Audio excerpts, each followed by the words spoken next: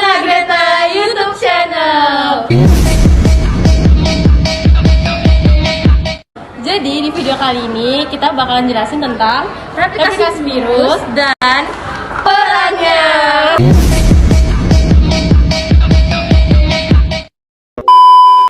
Selamat menonton.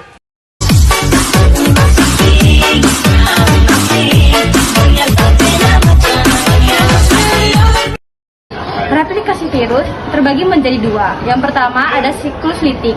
Siklus litik merupakan cara replikasi virus yang melibatkan proses penghancuran sel inang di akhir proses replikasi, sehingga sel inang akan pecah dan mati.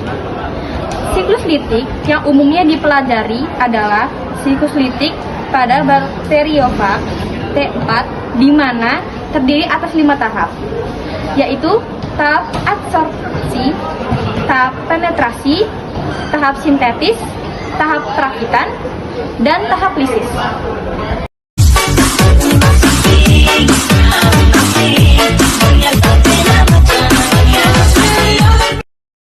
Berikutnya ada siklus lisogenik.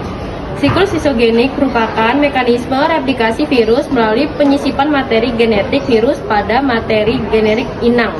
Jadi, siklus lisogenik tidak melibatkan proses penghancuran atau kematian sel inang. Pada siklus ini, DNA dari virus akan bergabung dengan DNA sel bakteri membentuk profag. Kemudian, saat sel bakteri yang mengandung profag membelah diri untuk berproduksi, profag juga digandakan, sehingga secara tidak langsung terjadi perbanyakan materi genetik virus.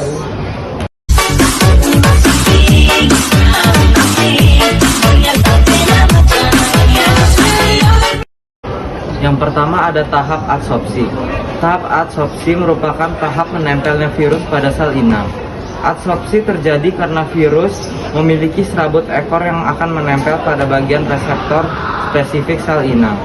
Reseptor merupakan molekul khusus pada membran sel inang yang dapat dikenali oleh virus. Yang kedua ada tahap penetrasi. Pada tahap penetrasi, selubung ekor berkontraksi sehingga jarum penusuk di bagian ujungnya membentuk lubang yang menembus dinding sel dan membran sel bakteri. Selanjutnya, bakteriofag menginjeksikan materi genetiknya ke dalam sel bakteri.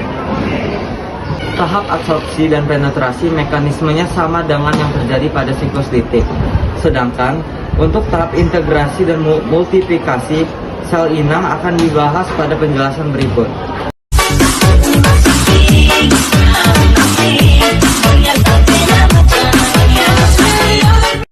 Ketiga ada tahap sintesis. Tahap sintesis atau autofase merupakan tahapan pembentukan komponen virus, yaitu materi genetik dan protein.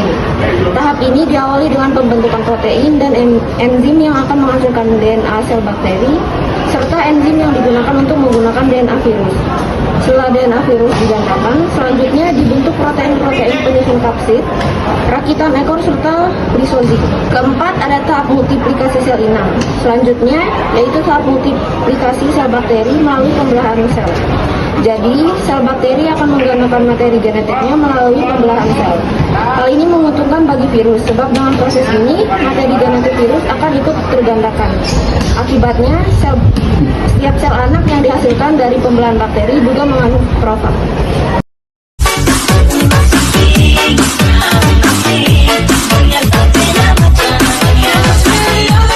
Ada tahap lisis. Tahap ini merupakan tahap pecahnya sel inang.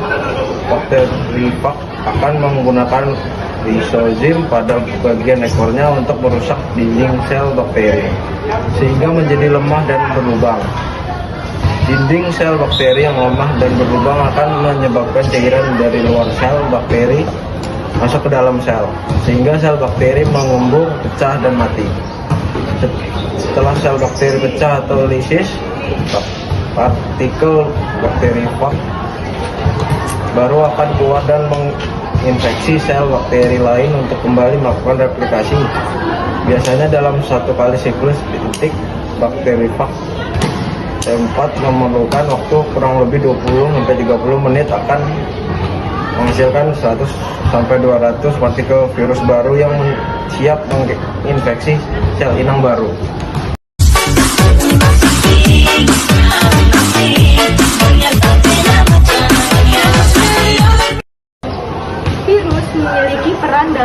kehidupan, baik itu menguntungkan maupun merugikan. Peran yang menguntungkan misalnya, 1. Virus dimanfaatkan dalam teknologi rekayasa genetika. 2. Virus dimanfaatkan untuk pembuatan vaksin protein. 3. Virus dimanfaatkan untuk pemberantasan serangga hama. 4. Virus dimanfaatkan untuk pengobatan secara biologis. Peranan virus yang merugikan dapat menimbulkan berbagai jenis penyakit pada manusia, hewan, dan tumbuhan.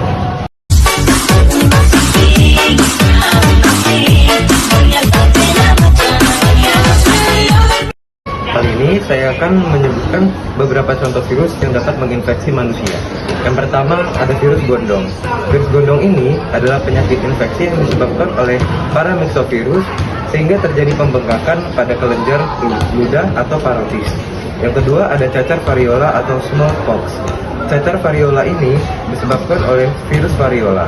Pencegahan penyakit ini adalah dengan vaksin yang sudah dengan dosis tertentu. Lalu yang ketiga, ada virus influenza.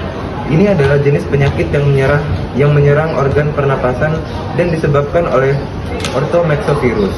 Influenza dapat menyebar dari satu orang ke orang yang lain saat penderita batuk, bersin, atau kontak tangan yang terkontaminasi. Yang kedua, ada contoh virus yang menginfeksi hewan. Yang pertama, ada rabies. Rabies ini adalah penyakit infeksi akut yang disebabkan oleh rhabdovirus dan menyerang susunan saraf pusat. Rabies ini dapat dicegah dengan pemberian vaksin pada hewan. Lalu yang kedua ada tetelo. Penyakit tetelo disebabkan oleh virus Newcastle disease atau NCD. Bersifat mudah menular dan menyebabkan kematian. Yang ketiga ada flu burung. Flu burung atau avian influenza disebabkan oleh HPAIV atau Highly Pathogenic Avian Influenza Virus. Hey, drop the question, drop the question. Want attention, wanna